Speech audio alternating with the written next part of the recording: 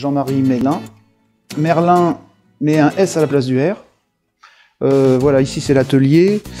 Il y a beaucoup de pièces d'épreuves en plâtre qui ont été faites au fil des ans, puisque je me suis installé, j'ai construit l'atelier en 1990, donc ça fait une trentaine déjà. Voilà, donc mon cheminement a toujours été dans la sculpture, dans différents domaines. Aussi, ça m'arrive de travailler pour les mairies, donc ça peut être des commandes publiques, mais ça peut être aussi des restaurations de sculptures. Donc j'aime bien travailler avec le village, quand c'est possible. Parce que en fait, c'est aussi bien d'avoir un atelier qui est dans le village, qui est ouvert, et qui permet aux gens de venir.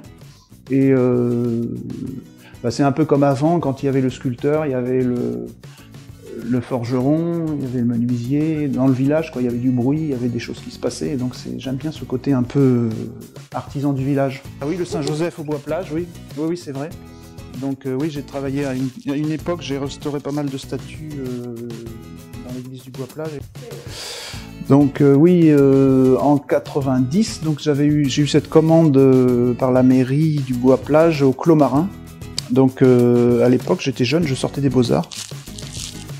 Et donc c'était une pièce, c'est une ammonite en fait, un gros fossile qui représentait un peu disons que l'infiniment grand vers l'infiniment petit, enfin voilà. Et après sur les côtés, il y a toujours d'ailleurs une rose des vents avec des planètes, avec des boules un peu aplaties qui représentent le mouvement des planètes. Donc c'était une pièce, c'était une création en fait particulière, puisque c'était le début de mon cheminement artistique. Donc c'est vraiment chouette de pouvoir travailler pour sa commune, quoi. En tant que, puisque je suis natif du Bois-Plage, donc là, ma démarche pour réaliser des sculptures, en fait, c'est le dessin au départ, hein, c'est beaucoup le dessin, faire des croquis, avoir des idées, avoir une idée. Et puis après, je travaille, c'est vrai que c'est le travail du modelage. Donc c'est travailler avec de l'argile sur une sellette, et puis faire un modelage. Ensuite je fais un moulage en plâtre, pas tout le temps mais ça m'arrive. Toutes ces pièces blanches en fait ce sont des résultats de moulage en plâtre qui peuvent servir ou à être recopiés en pierre, ou alors actuellement je suis dans une démarche plus en travaillant avec une fonderie en fait. Donc toutes ces pièces-là, par exemple, sont des sculptures en bronze. Donc ça, c'est mes dernières pièces. Voilà. Donc je travaille symboliquement, alors c'est assez onirique, hein, mon travail. Donc il y a souvent des escaliers. Il y a un personnage aussi avec une tête particulière. Et ça part un petit peu dans l'imaginaire. En fait, c'est un petit peu figuratif, mais il y a toujours quelque chose qui fait que c'est différent du figuratif en fait. Donc il y a plusieurs histoires après dans chaque sculpture. Celui-là par exemple s'appelle l'accordémo, parce que c'est comme un accordéoniste. Il ouvre un livre comme un accordéon, mais c'est des mots qui sortent.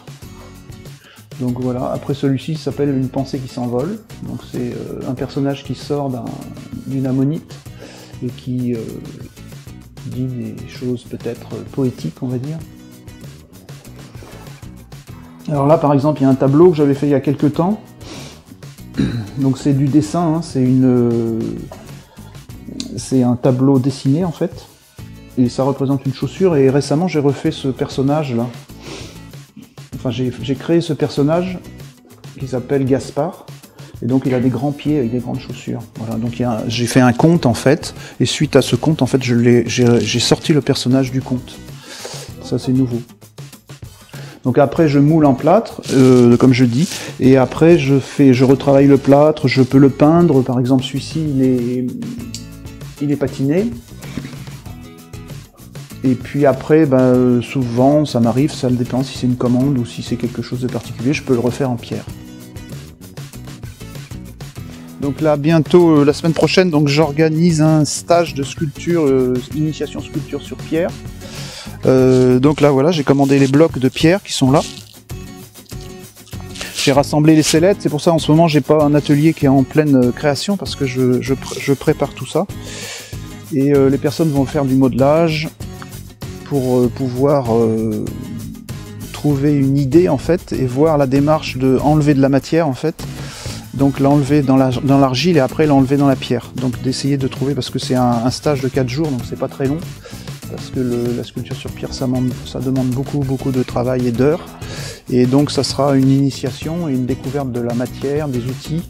Et comme ça les gens peuvent prendre le temps de se poser et de créer à leur manière, comme ils ont envie.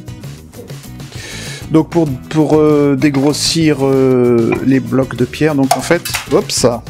Voilà, ça c'est une chasse, donc c'est des gros outils, des burins, et puis souvent des pointerolles. Elles sont pas là parce que je les ai rassemblées de l'autre côté. Donc c'est pour dégrossir. Donc je travaille avec une massette tronçonnique comme ça. Donc elle est ronde en fait, donc c'est très bien équilibré pour le poignet. Ça fait pas mal au poignet parce que quand on tape pendant des heures. Après il y a des outils à bois qui sont depuis 30 ans qui servent pour la pierre. Donc c'est surtout la pierre tendre. Parce que pour la pierre dure c'est compliqué. Pour la pierre dure j'utilise surtout un petit marteau piqueur, donc avec différents outils. Donc voilà, ça fait un peu de bruit et de vibration. Et puis après il y a des râpes et des rifloirs pour la fin. Donc voilà, c'est des petites râpes qui ont des formes particulières et qui s'adaptent au volume pour travailler l'ombre, la lumière, enfin voilà. Sinon après bien sûr il y a tous les compas. Donc c'est très important aussi les compas. Et puis après il y a des scies, des élingues.